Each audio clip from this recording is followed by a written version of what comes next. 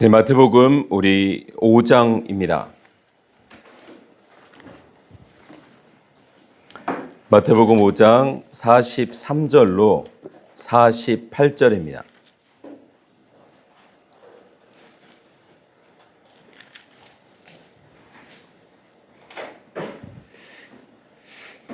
네, 우리 본향그교회에서는 새번역 성경으로 성경을 보니 혹시 가지고 계신 성경 번역과 다르면 참고하시면 되겠습니다.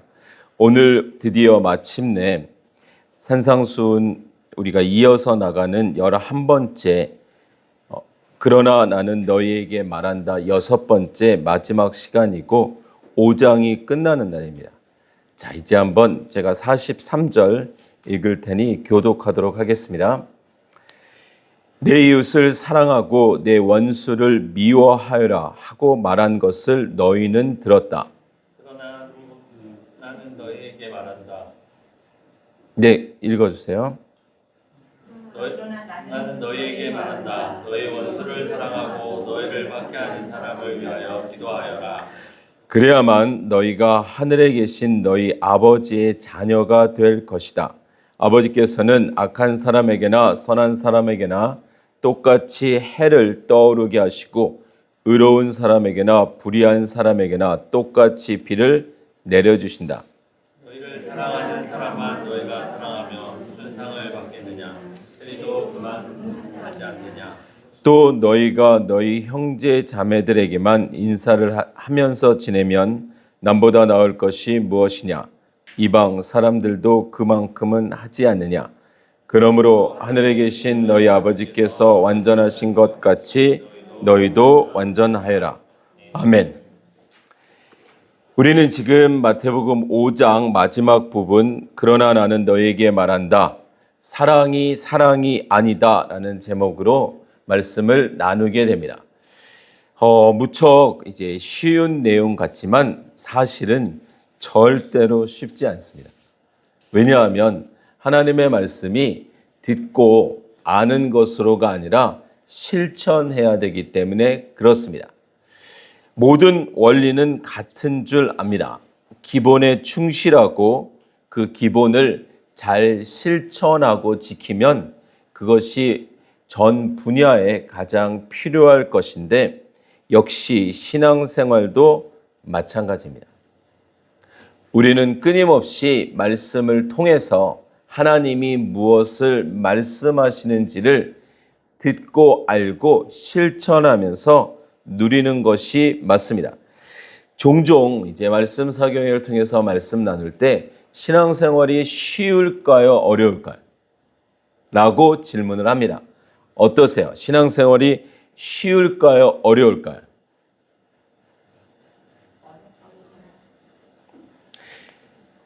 쉽습니다. 신앙생활은 쉽습니다. 그러나 그 쉬운 경지까지 가기에는 너무 어렵습니다.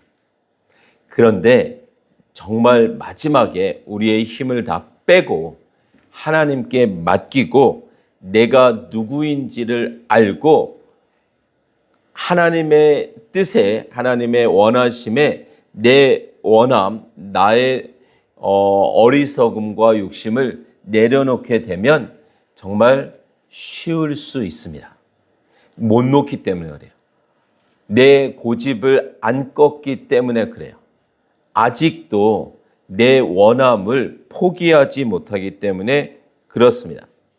그거 놓기까지는 너무 어렵습니다.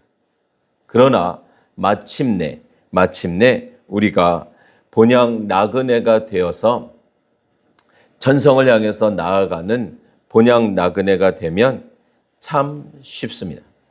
자, 그러면 우리 한번 한 절씩 보겠습니다. 마태복음 5장 43절. 자, 우리 한번 다 같이 43절 한번 읽겠습니다. 시작. 내 이웃을 사랑하고 내 원수를 미워하여라 하고 말한 것을 너희는 들었다.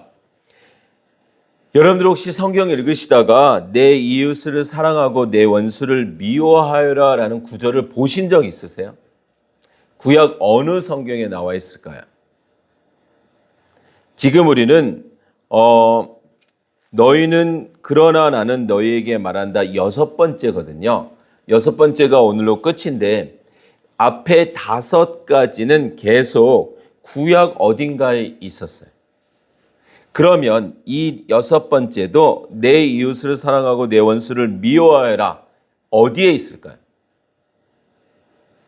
지난 시간 우리 물론 시간적으로는 4주 전이었는데 보복이 아니다. 눈에는 눈, 이에는 이라고 말한 것을 너희는 들었으나 구약에 있었죠. 그러면 이 내용은 어디 있을까요? 사실 없습니다.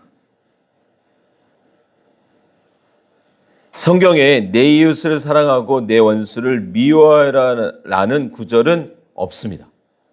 오히려 우리 한번 레위기 19장 가볼까요? 구약에서 신약에만 있다라고 생각하는 구절인데 사실은 구약에 있어요. 레위기 19장 18절입니다. 세번역 성경으로 203쪽이에요. 19장 18절.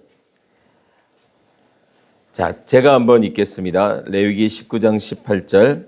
한 백성끼리 앙심을 품거나 원수를 갚는 일이 없도록 하여라. 다만 너는 너의 이웃을 내 몸처럼 사랑하여라. 나는 주다. 오히려 성경은 내 이웃을 내 몸과 같이 사랑하여라 이렇게 말해요. 출애굽기입니다. 출애굽기 23장. 출애굽기 23장 4절 5절. 구약 134쪽입니다. 자, 제가 한번 읽겠습니다. 너희는 원수의 소나 나귀가 길을 잃고 헤매는 것을 보거든 반드시 그것을 임자에게 돌려주어야 한다. 너희가 너희를 미워하는 사람의 나귀가 짐에 눌려서 쓰러진 것을 보거든 그것을 그대로 내버려 두지 말고 반드시 임자가 나귀를 일으켜 세우는 것을 도와주어야 한다. 분명히 성경은 다른 얘기를 하고 있어요. 원수의 것. 심지어 우리가 잠언에서 보면 이런 말도 있죠. 잠언 25장 21절. 그러니까 우리가 성경을 꾸준히 전체적으로 보지 않게 되거든 들은 말로 그냥 그러려니 할 수 있습니다. 자, 25장 21절.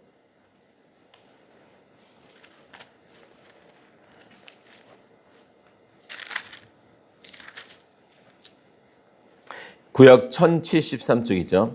내 원수가 배고파하거든 먹을 것을 주고 목말라 하거든 마실 물을 주어라. 이렇게 하는 것은 그의 낯을 뜨겁게 하는 것이며 주님께서 너에게 상으로 갚아주실 것이다. 아멘. 맞죠? 그러니까 성경은 분명히 예수님이 지금 말씀하신 것처럼 내 원수를 미워하여라 라는 내용이 없어요. 그런데 왜 예수님은 이렇게 말씀하셨을까요? 그럼 우리는 여기서 이 본문에서 말하는 이웃이 누구이고 원수가 누구인지에 대한 정의가 내려져야 됩니다. 정의가. 유대인들에게 지금 예수님의 이 말씀을 듣고 있는 유대인들에게 있어서는 누가 이웃일까요? 사랑하고 싶은 이웃이 누굴까요? 유대인이에요. 그리고 유대인들이 미워하는 원수는요. 이방인입니다. 이방인. 그래서 유대인들에게 흘러내려오는 전승, 구약의 말씀이 아닌 그들이 지키고 있는 그 내용 안에는 이방인은 다 사랑할 대상이 아닌 거죠. 그래서 지금 예수님은 이 유대인들이 가지고 있는 그 개념, 그 관념, 그 의식, 그것에 대해서 말씀하고 계신 거예요. 자, 그러면 44절. 또 나오죠. 그러나 나는 너희에게 말한다. 너희는 여러분들은 그렇게 생각을 하고 그렇게 해도 된다고 생각을 하고 실천하지만 그렇게 살고 있지만 말하고 행동하고 있지만 그러나 나는 너희에게 말한다. 너희 원수를 사랑하고 너희를 박해하는 사람을 위하여 기도하여라. 이것은 사실은 새로운 계명이 아니다라는 것을 우리는 레위기와 출애굽기와 잠언을 통해서 봤어요. 그러니까 하나님이 말씀하신 진짜 이유를 등지고 그들이 품고 있었던 개념과 어떤 의미에서의 원칙을 예수님이 지금 아니다라고 말씀하고 계신 거예요. 자, 그러면 우리가 분명히 생각해야 됩니다. 한국에서도 그렇고 이제 선교지에 있을 때는 선교지니까 선교지이기 때문에 그러려니 했는데 나와서 그리고 또 여러 나라를 이렇게 다니면서 많은 선교사님들과 많은 현지인들과 이야기를 하다 보면 꽤 많은 분들이 한국인이든 외국인이든 뭐 미국 분이건 뭐 선교지 분이건 꽤 많은 분들이 자기의 하나님을 이렇게 가지고 있어요. 성경에 근거한 성경이 말하는 하나님이 드러내신 그 모습보다는 마치 출애굽한 이스라엘 백성들이 분명히 모세를 통해서 시내산에서 하나님이 하나님을 드러내셨다고요. 나는 이런 하나님이야. 나는 이것을 좋아하고 이것을 싫어하고 내 백성인 너희는 이것을 하고 이것을 하지 말고, 그런데 그것보다는 그들이 품고 있던 하나님이 있었단 말이죠. 안 들리죠. 거기에 대한 차이가 결국 구약 사사기 시대 때, 그때에는 이스라엘의 왕이 없으므로 각자 자기 소견에 옳은 대로 행하였더라. 그 말이 지금 이 시대에도 여지없이 적용되고 있습니다. 그래서 사실은 성경 전체에서 말하고 있는 그 진의를 명백하게 붙잡고 있지 않으면 우리가 가지고 있는 종교적인 관념 또는 신앙적인 마음, 그거에 큰 변화를 주지 못하는 거죠. 자, 그래서 이방인은 원수로 여기고 유대인을 친척, 형제, 이웃이라고 친구로 여겼던 그들에게 심지어 우리가 구약을 보면 하박국 선지자나 요나 선지자 같은, 요나 선지자 같이 니느웨의 멸망을 봐야 되는 거죠. 니느웨가 구원을 받는다는 게 받아들여지지 않는 거죠. 하박국 선지자처럼 우리가 범죄함으로 징계를 받는 것까지는 맞습니다. 이해됩니다. 그것까지는 알겠는데 왜 저 이방인이 우리를 칩니까? 안 받아들여지는 거죠. 그러면 우리 안에도 지금 우리들 안에도, 저 지금 다리가 하나가 떨어질 것 같아요. 자, 우리들 안에도 우리가 그어놓고 있는 이 선이라는 게 있어요. 선. 신앙의 선. 어떤 프레임. 그게 있어가지고 그 선을 안 벗어나려고 해요. 안 깨려고 해요. 심지어 우리는 하나님 안에 거함으로 우리는 점점 없어져야 되거든요. 그리고 하나님이 드러나셔야 되는데 하나님조차도 내가 가지고 있는 신앙의 틀 안에 가두려는 게 있습니다. 그게 죄인이니까. 선과 악을 알게 하는 나무의 열매를 먹은 우리는, 그 자손인 우리는 모두 무엇이 됐다고요? 하나님처럼 되었으니까. 판단과 결정력을 가지고 하나님처럼 되었기에 정말 성령 안에서 내가 깨지고 지속적으로 깨지지 않고서는 우리는 끊임없이 나의 나라를 만듭니다. 진짜예요, 진짜. 자, 그래서 우리가 이런 내용을 만나면 어려운 거예요. 원수를 사랑하고 박해하는 사람을 위하여 기도하라. 그러면 우리 마음 안에 본능적으로 어떤 단어가 이렇게 튀어나올까요? 어떤 단어가 튀어나오세요? 원수를 사랑하고 박해하는 사람을 위하여 기도하라.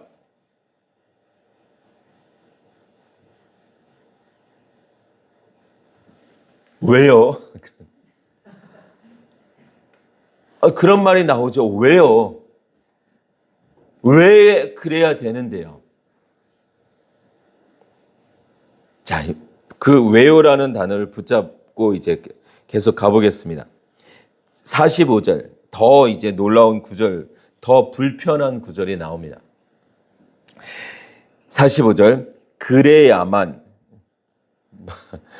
왜요? 그랬는데 그래야만 이렇게 시작이 돼요. 너희가 하늘에 계신 너희 아버지의 자녀가 될 것이다. 이거는 선택이 아니에요. 왜요? 꼭 그래야 돼요?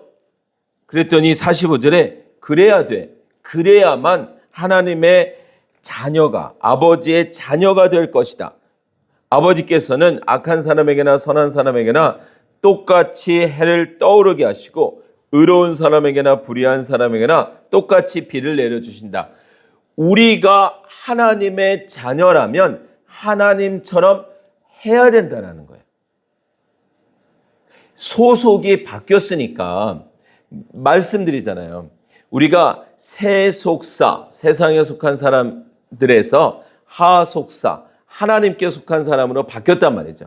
미운 오리 새끼처럼 그 이야기처럼 나는 원래 백조인데, 그러니까 사실 바뀌었다라는 게 아브라함이 세속사에서 하속사로 바뀌었다는 게 원래 세속사였는데 어떤 것 때문에 바뀌었다라는 개념보다는 하속사가 세속사 속에 있었다는 거예요.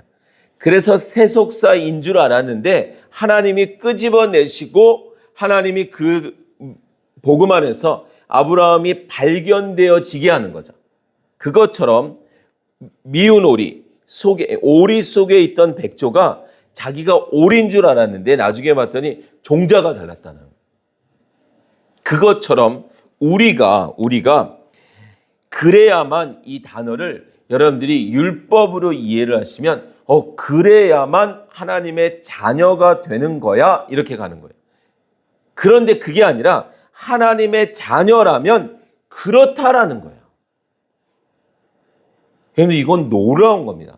하나님의 자녀라면 하나님이 우리 아버지께서 악한 사람에게나 선한 사람에게나 똑같이 대하시고 해를 주시고 의로운 사람에게나 불의한 사람에게나 똑같이 비를 내려주시는 것처럼 하나님의 피, 그러니까 보혈로 말미암아 구속의 은혜를 받은 사람이라면 우리도 나에게 선대하는 사람뿐만 아니라 그렇지 않은 사람에게도 하나님의 성품이 어떻게 된다고요?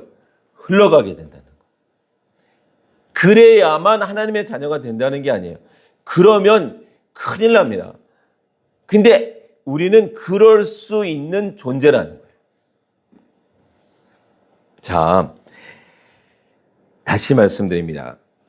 그래야만 하나님의 자녀가 될 것이다 하고 성경은 기록하고 있지만 성경 전체에서는 우리는 하나님의 자녀이기 때문에 그렇게 한다라는 거예요. 우리가 하나님의 자녀가 됨으로 인해서 우리가 갖는 권리는 뭐죠? 하나님의 자녀이기 때문에 갖는 권리, 구원의 은혜죠. 본향을 향하는 그 은혜. 그러면 의무는 뭘까요? 하나님 사랑, 이웃 사랑이라는 거예요. 의무는. 목사님, 전 그냥 권리만 가질게요. 그건 없다니까요. 그거는 동전 한쪽에만 무늬가 있고 뒷면은 밋밋한 그 동전은 동전이 아니라니까요. 지폐 한쪽만 인쇄되어 있고 뒤쪽은 없는 거예요. 권리만 가지는 건 없어요. 의무가 따르지 않는 권리는 없는 거예요. 성인이 되면 자동차를 운전할 권리가 있죠. 운전면허증을 가지면. 그러면 신호등을 지켜야 될 의무가 있는 거예요. 권리만 가지고 신호등을 마구 무시하고 달린다면 안 되는 거예요.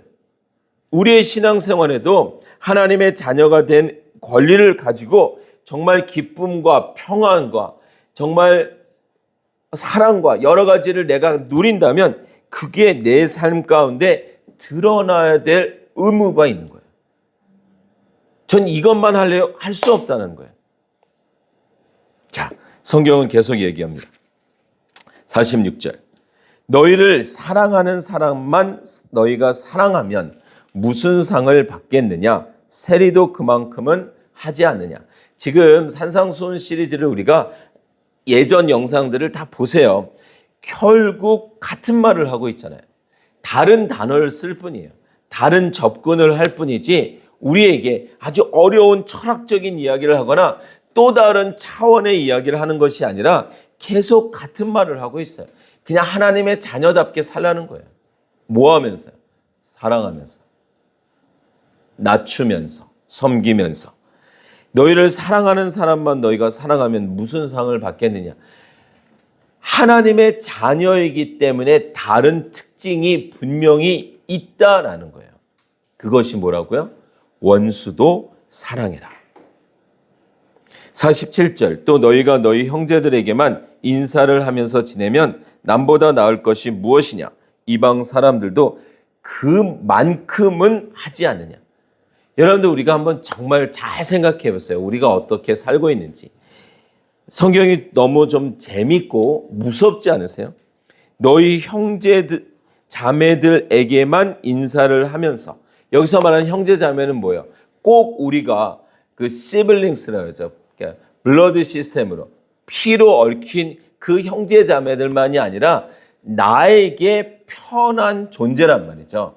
그러면 나에게 편한 사람들한텐 미소와 인사와 안부와 선의를 베풀고, 나에게 편하지 않은 사람들한테는 그렇게 안 한다. 그럼 이방인이라는 거예요.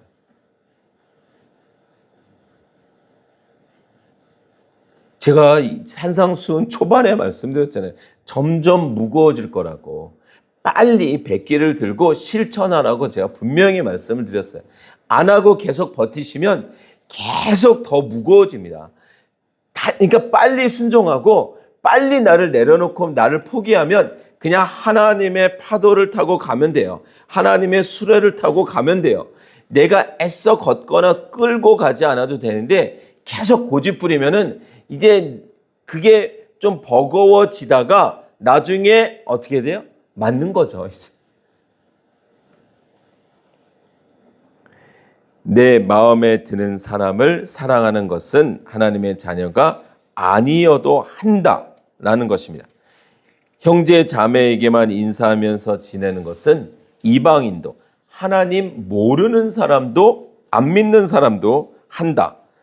우리는 그리스도인의 정체성을 다시 한번 심각하게 고려해 봐야 됩니다. 그럼 마지막 절이에요. 48절. 그러므로 하늘에 계신 너희 아버지께서 완전하신 것 같이 너희도 완전하여라. 아주 그냥 사면 초가입니다. 여기까지 몰려왔는데 이제는 마지막 결론이 완전하라는 거예요. 틈이 없어요. 틈이 없어요.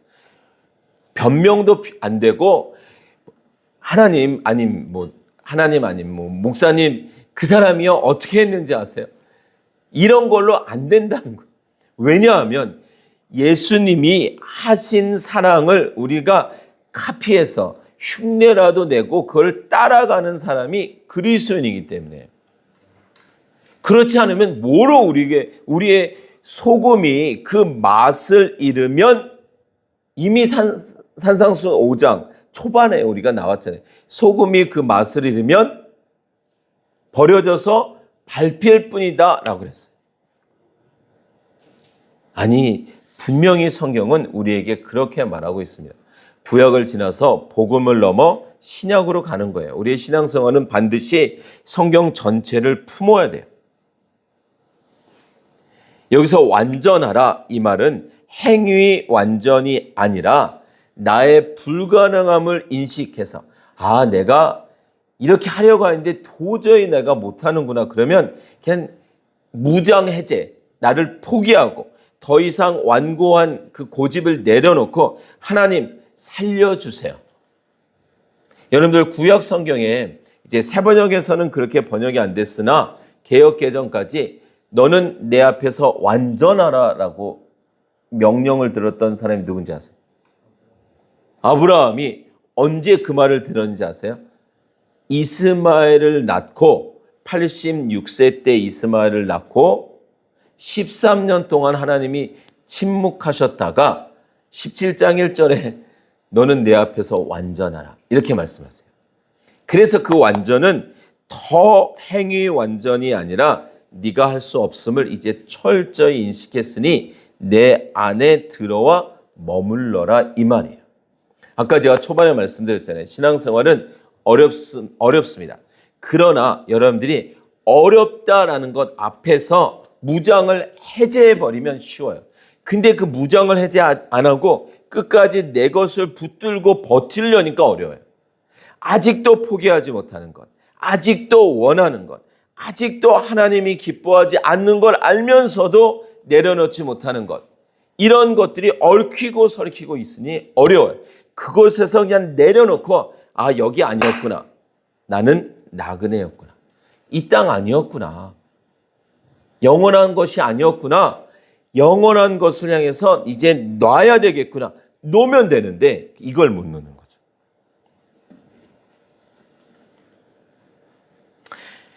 가지가 나무에 붙으면 이제 그 나무의 영양분을 받고 공급을 받고 그 나무의 열매를 맺는 것이 맞습니다. 끝까지 나는 전직 배나무입니다.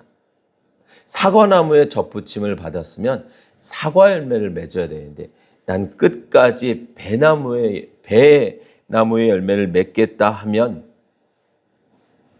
본인도 불편하고 보는 사람도 불편하고 부조화가 되는 거죠. 자, 그러면 이제 우리는 왜요? 왜 원수를 사랑해야 되는데요? 에서 어떻게로 가야 됩니다. 이제 뭐 더 변명할 수가 없어요. 난 그래도 끝까지 내가 좋아하는 사람에게만 선대할래요.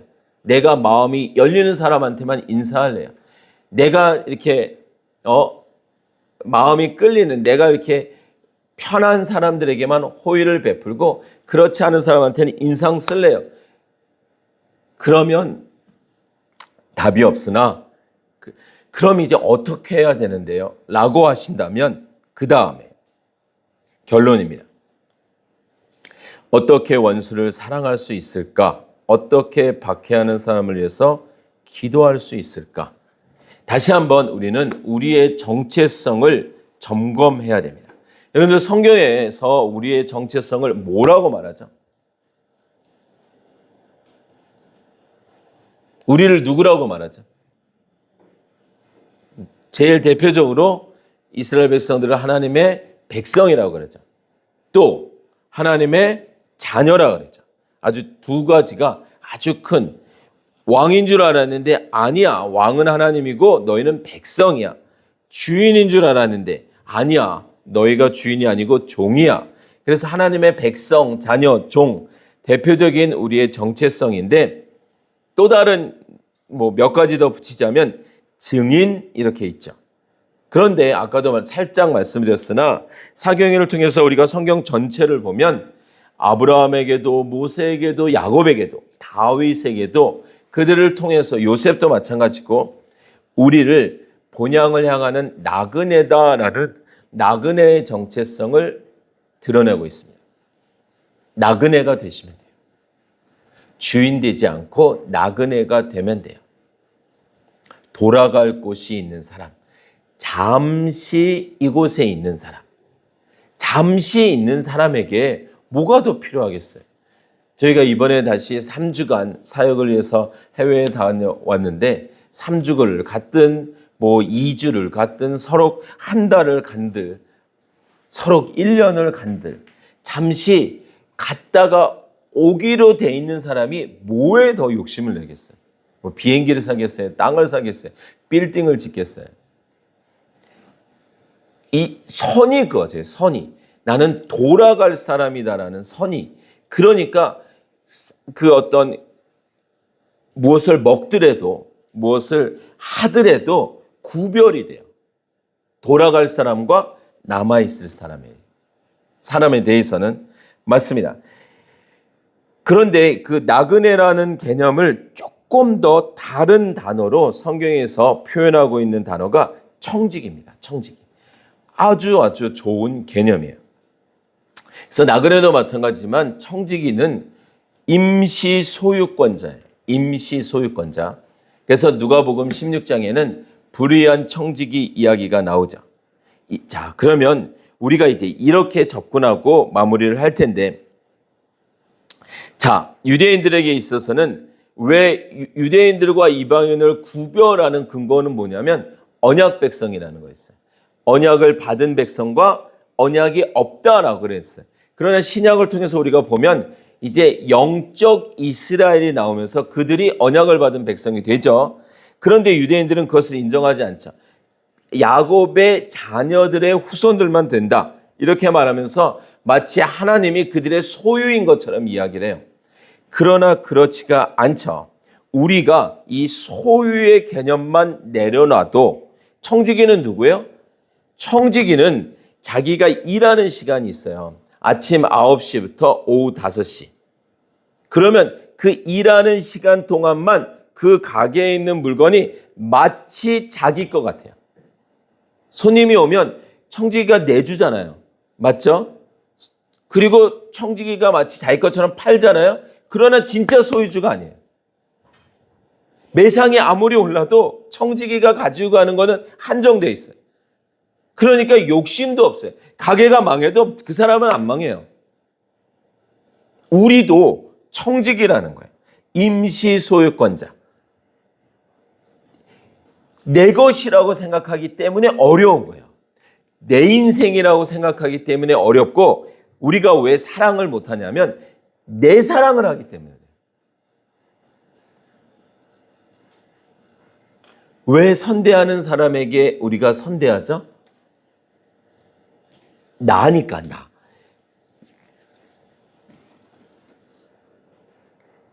우리가 사랑을 할 때 이렇게 하시는 거예요.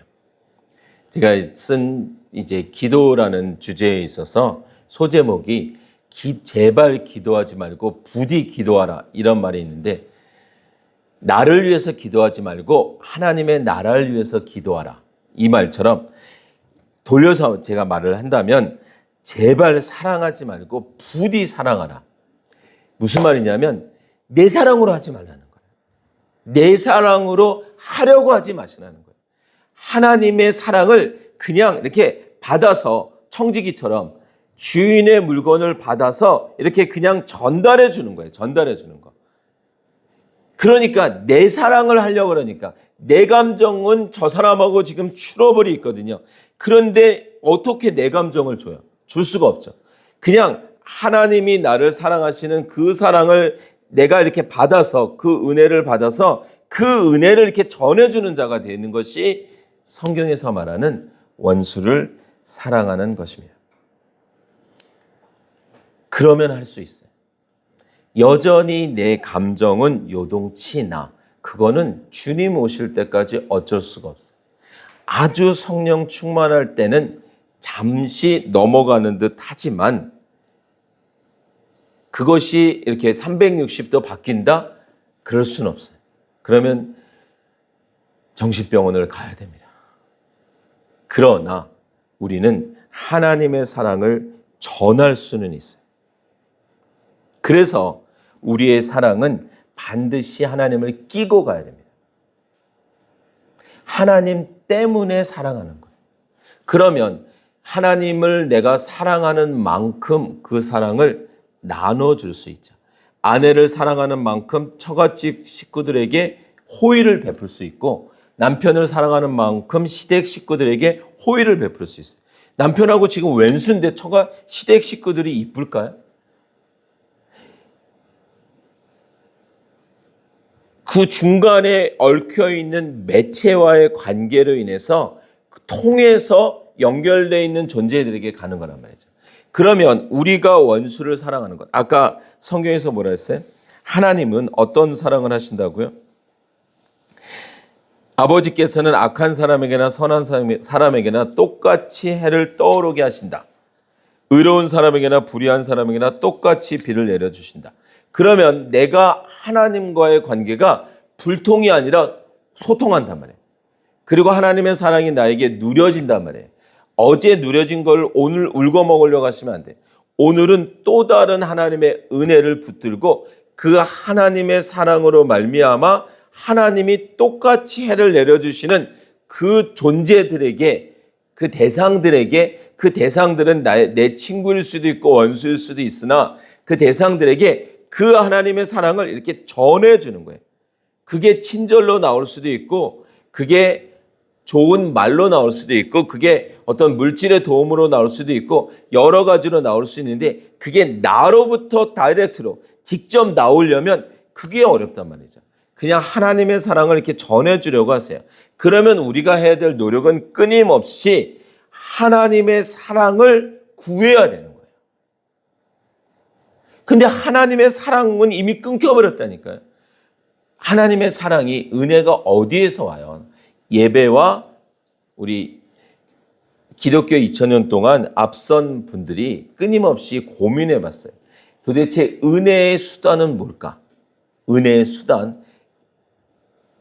역사에서는 은혜의 수단은 세 가지로 이야기했습니다. 말씀, 기도, 성례. 말씀, 기도, 성례. 예전에는, 그때 당시에는 이런 예배가, 이런 형태의 예배가 아니라 거의 이제 천주교식 예배였으니까. 그러면 이제 거기에서 우리가, 물론 우리는 매주 성찬을 하지만 말씀이란 말이죠. 말씀으로 인해서 기도는 말씀에 근거한 기도가 되어야 되는 것이 맞고, 말씀이 빠진 그냥 내 소원 아래의 기도는 오히려 하나님과의 관계를 해치는 것입니다. 그러면 말씀과 말씀에 근거한 기도를 꾸준히 함으로 인해서 하나님의 은혜가 나에게 누려지면 그 은혜를 받아서 하나님을 끼고, 하나님 때문에 나는 다이렉트로는 싫지만 하나님이 좋다 하시니, 하나님이 하라 하시니, 이거 내 물건 아닌데 저 사람한테 안 팔고 싶은데 주인이 디스카운트 해줘서 주라고 하면 그냥 주인 물건 그냥 전달해 주는 거예요. 굳이 고집 부려가지고 난 저 사람한테 끝까지 안 팔 거야. 그러면 잘리는 거죠. 맞습니다. 우리의 사랑은 하나님을 끼고 가야 됩니다. 우리의 사랑은 반드시 은혜를 품고 가야 됩니다. 우리의 사랑은 반드시 말씀에 근거해야 됩니다. 여러분들, 신앙생활은 끊임없는 싸움입니다. 끊임없는 어떤 싸움일까요? 끊임없는 내 고집대로 하고 싶은 마음과 하나님의 말씀대로 해야 되는 그 싸움이에요. 엄청난 거 없어요. 여러분들 엄청난 일 안 하셔도 됩니다. 막 선교지 가가지고 10년, 100년, 아니 물론 거기에서 10년, 100년 하시는 분들 너무 귀하지만 그렇게 안 한들 괜찮아요. 그냥 말씀대로 살려는 고분분투가 우리에게 있어야 됩니다. 우리 유다서 한번 볼까요?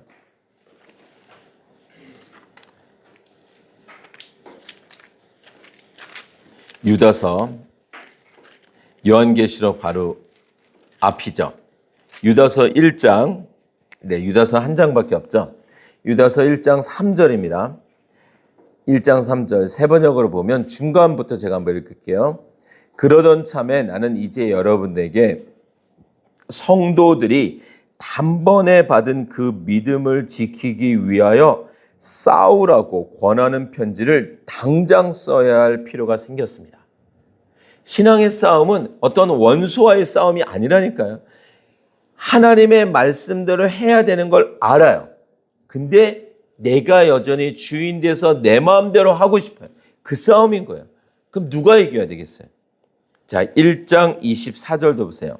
여러분을 넘어지지 않게 지켜주시고 여러분을 흠이 없는 사람으로 자기의 영광 앞에 기쁘게 나서게 하실 능력을 가지신 분, 곧 우리의 구주이시며 오직 한 분이신 하나님께 영광과 위엄과 주권과 권세가, 하나님이 우리를 어떻게 하신다고요? 흠이 없는 사람으로 자기의 영광 앞에 기쁘게 나서게 하실 거예요. 그 능력이 있으세요. 그런데 1장 3절에서는 그것을 지키기 위해서 우리가 해야 될 몫은 뭐라고요? 싸워야 된다고요. 하나님 다 하시겠지가 아니라 우리 안에 끊임없이 내가 판단하고 결정하고 싶은 그 본능, 그것과 내 고집대로, 여러분들 잠언에 보면은 변명이 많은 사람은 길에 사자가 있다. 아무튼 뭐 변명일 수도 없어요. 그러니까 우리가 뜻이 있으면은 없는 길도 만들어내는데 뜻이 없으면은요 있는 길도 없다 그런다니까. 한 곳만 더 보겠습니다. 우리 에베소서 4장입니다. 에베소서 4장. 성경은 꼭 창세기부터 계시록을 보셔야 됩니다. 특별히 로마서부터 이 에베소서 아니 로마서부터 계시록까지는 우리가 그리스도인으로 어떻게 살아야 되는지에 대한 더 자세한 내용이에요. 그러니까 꼭 보셔야 돼요. 통으로 창세기부터 계시록을 4장 12절 13, 14, 15절. 자, 신약성경 379쪽이죠. 제가 한번 읽을게요. 그리하여 우리 모두가 하나님의 아들을 믿는 일과 아는 일에 하나가 되고 온전한 사람이 되어서 그리스도의 충만하심의 경지에까지 다다르게 됩니다. 믿는 일과 아는 일이 하나가 되어서요. 충만하심의 경지. 14절. 우리는 이 이상 더 어린아이로 있어서는 안 됩니다. 여러분들 천국에는 누가 간다고요? 어린아이. 그때 어린아이하고 여기 어린아이는 다른 어린아이예요. 그 어린아이, 천국 가는 어린아이는 그냥 단순하게 믿는 아이. 세상에 때묻지 않는 아이. 여기서 말하는 어린아이. 이 이상 더 어린아이로 있어서 안 된다. 이 어린아이는 지고집대로 하는 어린아이죠. 다음을 모르니까. 아니 10원짜리가 좋아 보이면 1000원짜리랑 바꾸자라도 안 바꾸죠. 왜요? 가치를 모르니까. 아직 인생을 모르니까. 그 수준에서 멈춰 있으니까. 그런 어린아이. 그래서 우리는 인간의 속임수나 간교한 술수에 빠져서 온갖 교훈에 풍조에 흔들리거나 이리저리 밀려내지 말아야 합니다. 15절. 우리는 사랑으로 진리를 말하고 살면서 모든 면에서 자라나서 머리가 되시는 그리스도에게까지 다다라야 합니다. 이것이 우리의 신앙의 경주예요. 구원받은 자로서 남은 인생을 살면서 그리스도에게까지 자라나라고 남겨주신 생명이라니까요. 이미 구원을 받은 자로서 하나님의 자녀가 된 자로서 구원을 받기 위한 열심이 아니라 구원을 받은 자로서 그 이름에 맞게 자라가라고 우리에게 생명과 인생과 때로는 성공과 때로는 실패와 때로는 좌절과 때로는 고통 가운데서 끊임없이 하나님을 알아가고 닮아가도록 남겨주신 인생이에요. 그런데 말씀을 모르면 우리가 어떤 영양분을 먹고 자라겠어요? 당연히 세상을 먹고 자라죠. 그러면 그 모습이 어떤 열매를 맺을까요? 세상의 열매를 맺겠죠. 그러니 여러분들 말씀이 생명이 되셔야만 합니다. 결론입니다. 성경은 하나님이 절대로 제사를 기뻐하지 않으신다고 말합니다. 목사님 무슨 말이에요? 구약에 제사 하는데 아니에요. 여러분 성경을 자세히 읽어보세요. 하나님이 제사를 원하신 게 아니라 하나님은 상한 심령을 원하시고 하나님께 순종하기를 원하시죠.